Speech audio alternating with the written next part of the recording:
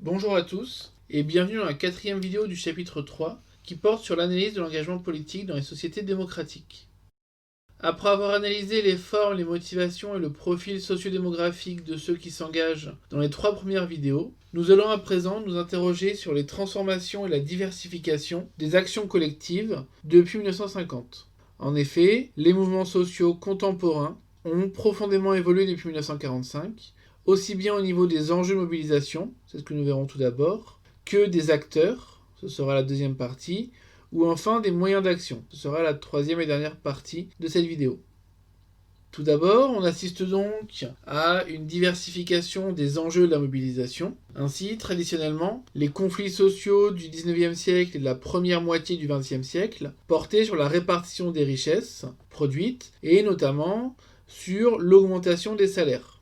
Les conflits sociaux de l'époque étaient essentiellement des conflits liés au travail et portaient sur cette répartition des ressources.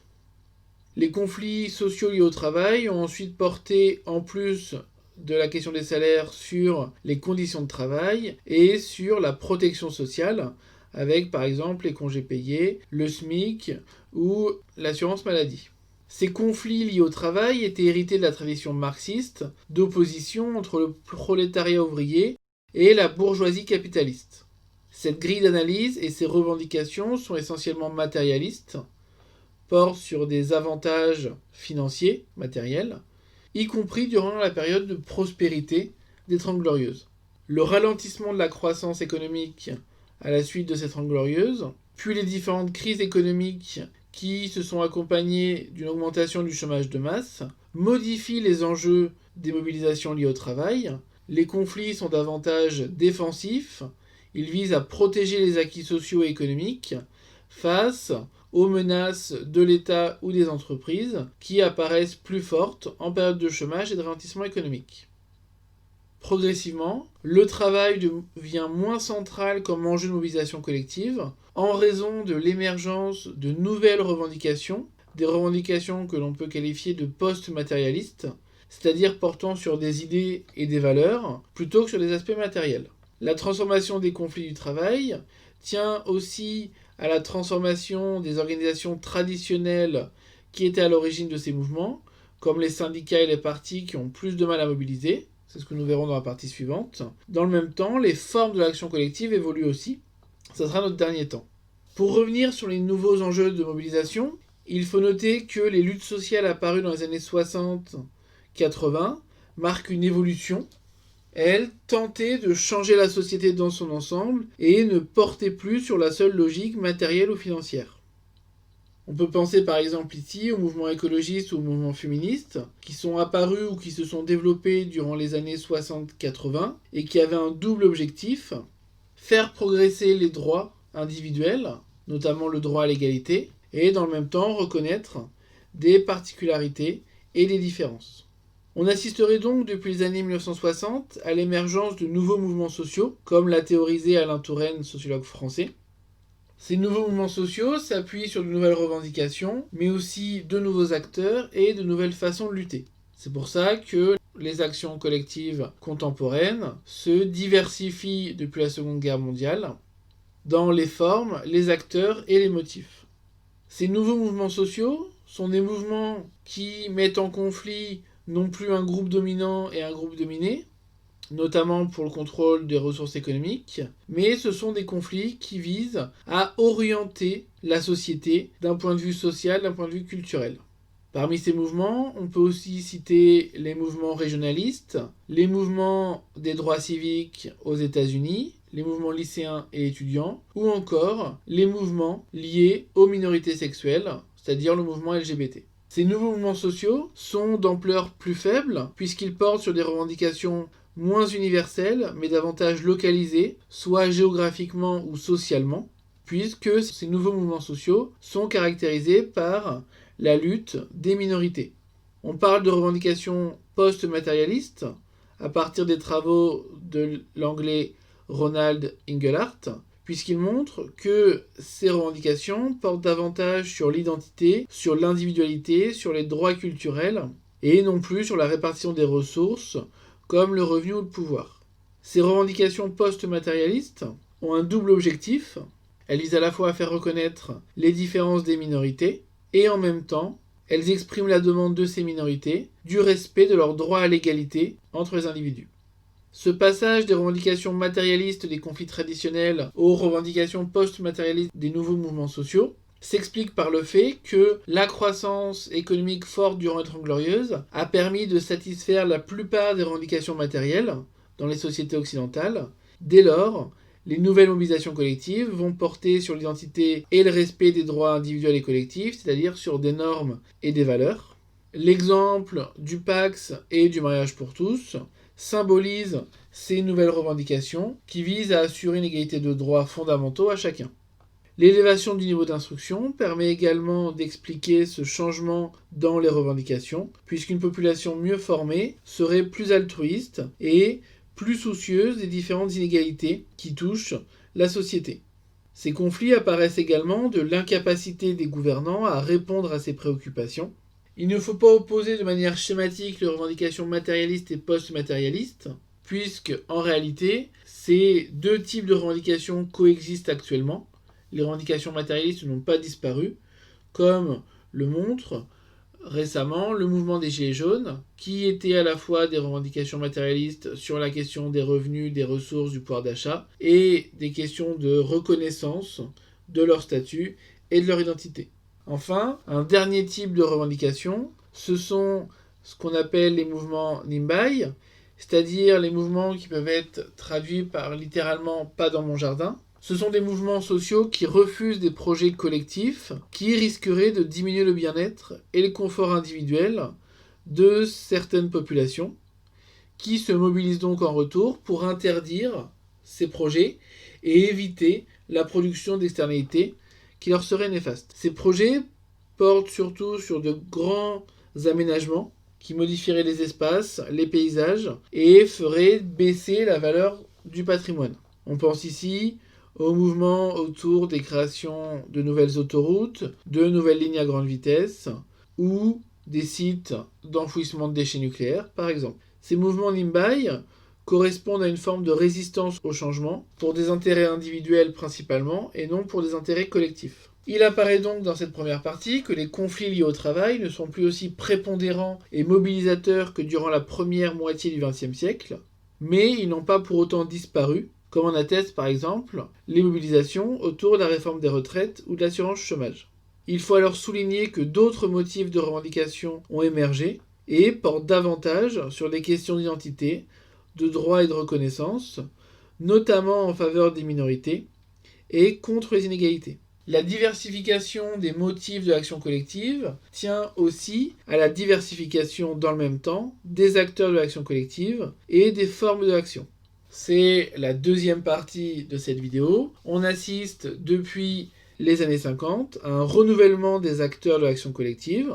Ce renouvellement, il s'explique tout d'abord par le déclin des acteurs traditionnels de l'action collective, qui étaient les syndicats et les partis politiques. Ces derniers ont perdu le monopole de la contestation et de la mobilisation collective. Ceci est visible dans la diminution des taux d'adhésion à ces organisations. Dans le même temps, l'abstention augmente. Les grands mouvements collectifs diminuent. Plusieurs explications à cette première transformation. Ceci tient à la diminution du monde ouvrier dans la société, avec notamment la tertiarisation et la fin des grands ensembles industriels. C'est également le rejet par les jeunes générations des grandes structures traditionnelles qui sont critiquées notamment pour leur prise de décision peu démocratique, leur institutionnalisation, le poids de la structure qui freine l'initiative et le passage à l'action qui est recherché par les militants. En effet, les grandes organisations sont confrontées à ce que Michels appelle la loi des reins de l'oligarchie, c'est-à-dire que dans chaque structure, un petit groupe de dirigeants qualifiés d'oligarchie prend le pouvoir et parvient à imposer ses idées et ses actions au reste du groupe, ce qui pénalise la structure totale. L'État, en reconnaissant comme légitimes les syndicats à propos des conflits du travail, va également réduire la conflictualité et donc mettre à mal ces organisations vis-à-vis de la population et vis-à-vis de la base militante. Dès lors, l'action des syndicats ne passe plus nécessairement par la mobilisation collective, puisqu'ils sont plus ou moins directement associés à la prise de décision. Les crises économiques et les transformations sociales et économiques de la période notamment après 1973 expliquent également le déclin des acteurs traditionnels.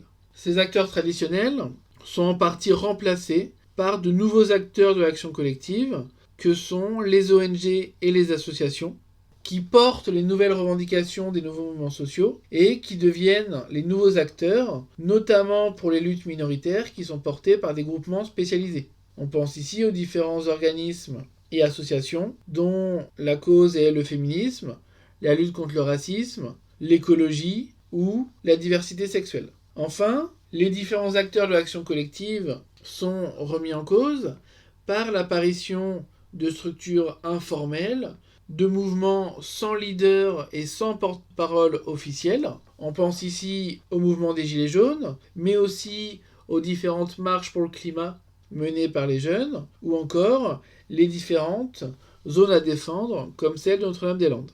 Ces mouvements sans structure apparaissent comme plus spontanés, mais aussi plus éphémères. Ils sont capables, pour certains, de mobiliser dans la durée. Les actions collectives sont alors davantage décentralisées à l'échelle du territoire et ne reposent plus sur une structure pyramidale classique, mais plutôt sur une structure horizontale et en réseau, à l'aide des outils numériques de communication qui permet la mobilisation et la coordination rapide des différents membres et permet la poursuite à distance et sans leader des actions. Ces mouvements, sans structure officielle et formelle, seraient plus respectueux des individualités et de la recherche d'autonomie des nouveaux militants politiques qui ne souhaitent plus nécessairement s'engager durablement dans une structure.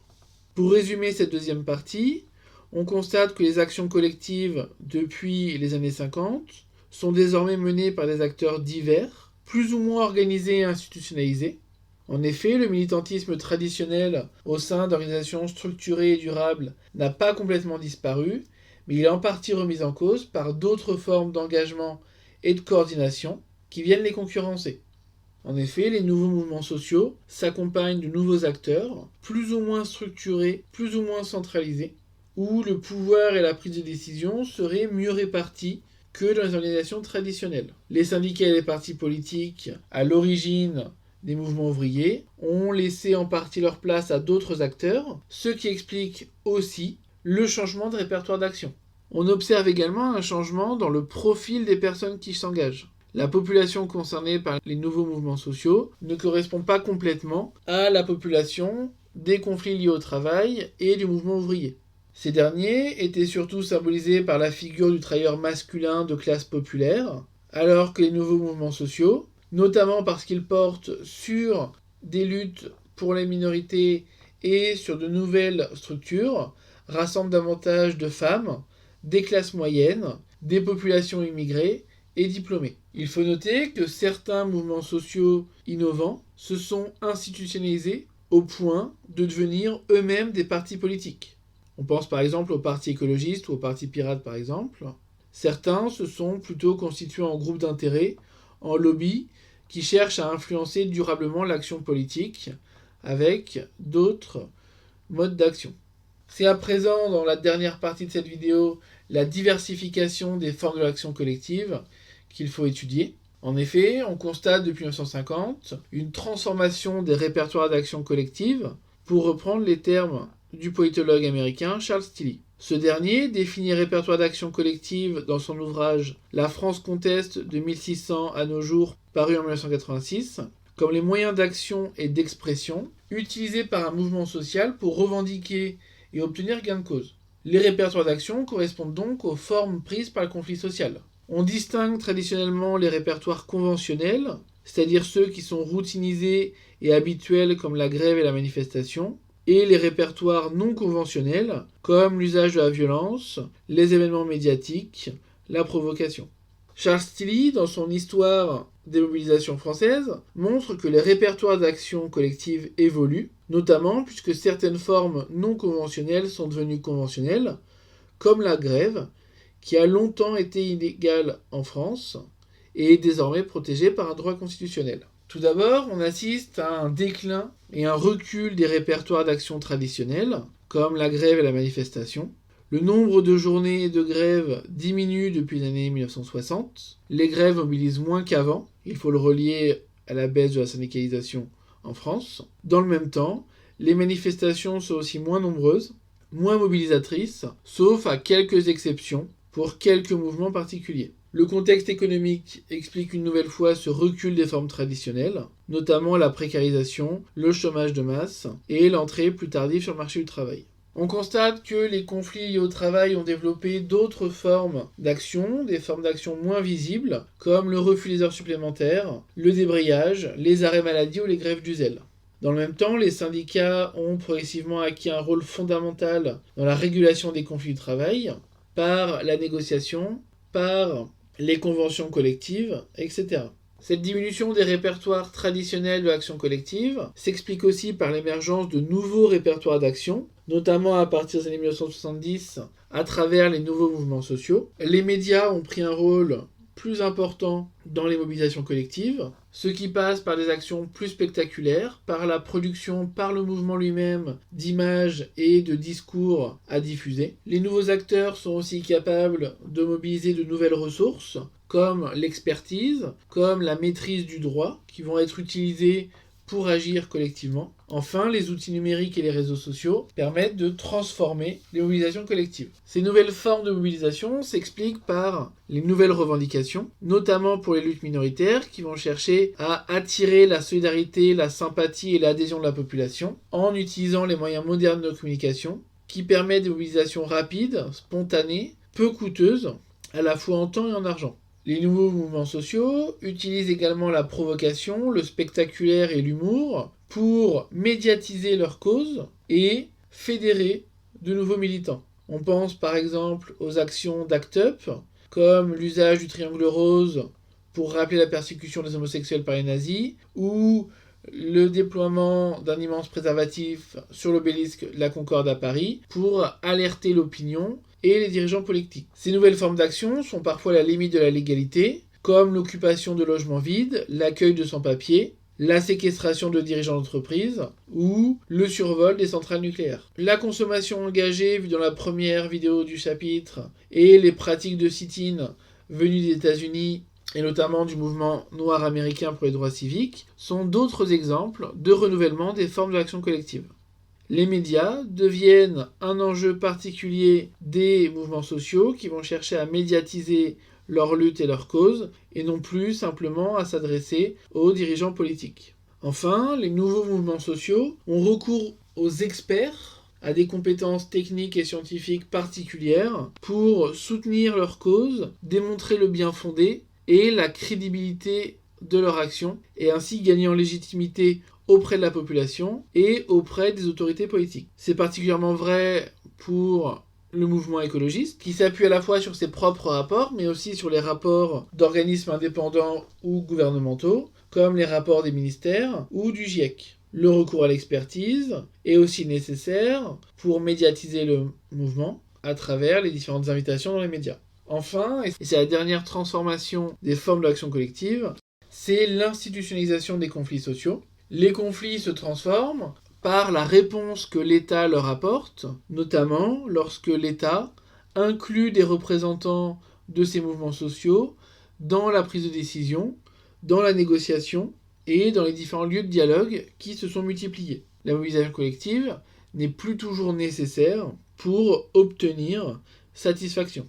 Aux différents échelons de l'État et de l'économie, les représentants des salariés sont associés au sein de l'entreprise avec le CHSCT ou le délégué du personnel, au sein des branches avec les conventions collectives, ou enfin au niveau de l'État avec les négociations sur l'assurance chômage ou le système de retraite par exemple. Cette institutionnalisation des conflits repose sur l'émergence d'acteurs reconnus comme légitimes par toutes les parties du conflit pour parler et négocier au nom du mouvement. On constate donc bien dans cette troisième partie que les formes de l'action collective, que les répertoires de l'action collective ont évolué dans le temps. Il existe de nouvelles façons de lutter, différentes des formes traditionnelles liées au conflit du travail, qui reposaient plutôt sur la grève et la manifestation. Ces nouvelles formes dépendent à la fois des revendications du mouvement et des acteurs du mouvement. J'espère que cette vidéo vous a plu et a été suffisamment claire pour comprendre que l'action collective depuis 1950 a évolué, s'est diversifiée et transformée, notamment avec l'apparition de nouveaux mouvements sociaux, initiés par de nouveaux acteurs, porteurs de nouvelles revendications et s'appuyant sur de nouvelles formes d'action. Les conflits liés au travail n'ont pas complètement disparu, mais ils s'insèrent dans un ensemble plus vaste de mouvements sociaux. Comme d'habitude, vous retrouvez plus d'informations en description. Bon courage et à bientôt dans une nouvelle vidéo.